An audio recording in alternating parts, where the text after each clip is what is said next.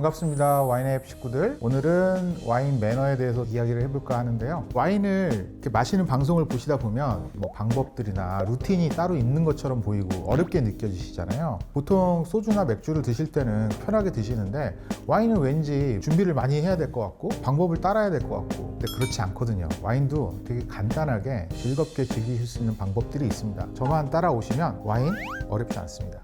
쉽게 배우실 수 있습니다. 자, 두 번째 순서 시작하겠습니다. 일단 용어부터 설명을 드리면, 잔이 이렇게 있는 부분, 요거를 볼이라고 하고요. 지금 제가 잡고 있는 요 부분, 요거를 스템이라고 합니다. 그리고 요 밑에 스템을 받치고 있는 요 바닥 부분을 베이스라고 하거든요. 보통 우리는 이 스템이라는 부분을 잡고 와인을 마셔요. 볼을 잡고 드셔도 돼요, 사실. 그리고 어떤 분들은 또 이렇게 베이스를 잡고 드시는 분들도 있어요. 이게 뭐 어떤 게 정답은 아닌데 스템을 잡고 마시는 게 가장 편하겠죠. 와인이 좀 차갑다, 레드 와인인데, 그러면 살짝 손을 올려서 이렇게 온도를 살짝 올려주시면서 스월링을 하셔도 돼요. 방법은 그냥 여러분들이 선택하시면 됩니다. 와인을 처음에 가져오신 분 아니면 도네이션 하신 분을 먼저 따라 드리는 게 좋아요.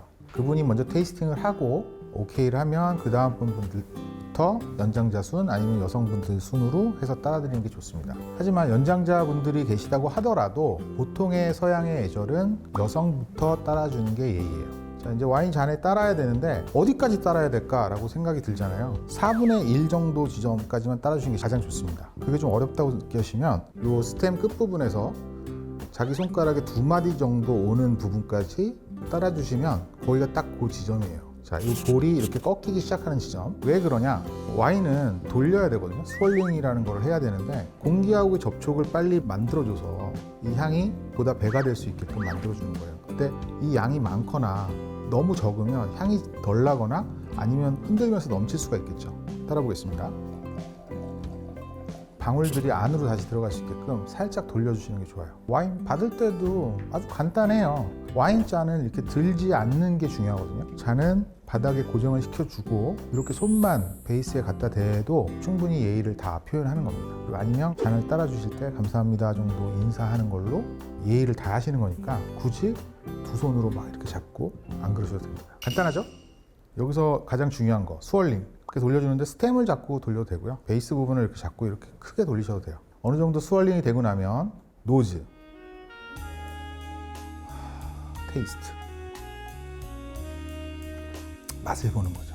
이렇게 스월링을 통해서 공기하고 접촉 시간을 길게 유지해주면 그 맛이 또 계속 변하거든요. 그래서 그런 변화하는 과정을 또 느껴보시는 것도 와인의 또 다른 묘미이기도 합니다. 하지만 와인을 스월링 할 때는 나한테 튀는 건 괜찮은데 상대에게 튀는 건 굉장히 결례를 하는 거기 때문에 항상 내 방향으로 이렇게 돌려주시는 게 좋아요. 그리고 와인 잔이 좀 비어 있을 때마다 이렇게 따라 주시거든요. 자, 보통은 우리가 소주, 맥주는 원샷 개념이잖아요. 한 번에 먹고 털고 그래야 이제 뭐 예의를 다한다 이렇게 생각을 하시는데, 와인은 무조건 잔이 어느 정도 비면 첨잔을 계속해요. 그렇다고 첨잔할 때마다 이걸 다 마셔야 되냐? 그건 아니에요. 와인은 남기셔도 되고 그냥 저는 괜찮습니다 라고 손으로 이렇게 그냥 표시만 해주셔도 됩니다. 와인잔들은 일반적으로 유리잔들도 있지만 고급 잔일수록 굉장히 얇고 크리스탈로 만들어졌기 때문에 살짝만 부딪혀도 깨지는 경우가 많거든요. 그래서 볼 아래쪽을 살짝 이렇게 닿는 정도, 볼 아래쪽을 살짝 이렇게 닿는 정도. 맥주처럼 막 소주처럼 세게 쳐버리면 깨져버리기 때문에 살짝 쳐주는 걸로, 굳이 이렇게 막 꽝 칠 필요 없어요. 다 작살납니다. 아시겠죠? 다른 와인을 준비가 되면 보통 잔을 바꾸거나 물을 따라서 이렇게 희석시킨 다음에 버리시거나 하시는데, 물로 희석을 시키면 그 물 특유의 향들이 좀 남아있을 수가 있고 와인 풍미가 좀 사라질 수도 있기 때문에 그냥 다른 와인이 왔을 때 그냥 이 정도만 따라서, 새로운 와인이 이 와인잔 안쪽의 벽과 이런 것들을 다 충분히 적셔서 한번 스월링 해주시고 그냥 드시는 거죠. 그러면 나만의 블렌딩 와인을 한 잔 드신 거랑 똑같아요. 와인은 일부러 블렌딩도 하거든요. 근데 굳이 아까운 와인을 버릴 필요가 없어요. 어떻게 보면 새로운 와인 한 종류를 자기가 마셔보는 거잖아요. 몸에다 버리세요. 전혀 이상 없습니다. 간단하죠?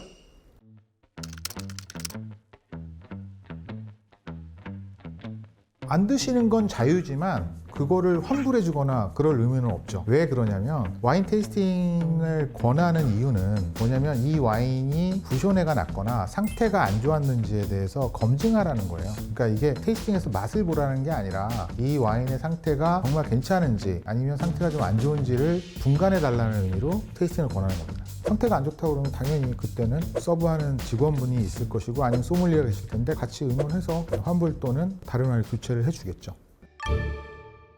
이번 썰에서는 아주 간단한 매너에 대해서 배워봤는데요. 앞으로 더 궁금하신 점이 있거나 와인에 대해서 좀 다뤄줬으면 하는 부분이 있으면 언제든지 댓글을 남겨주시면 다음 콘텐츠에서 관련 내용들을 다뤄보도록 하겠습니다. 와인앱 식구 여러분들 감사하고요. 조댓구알 부탁드립니다.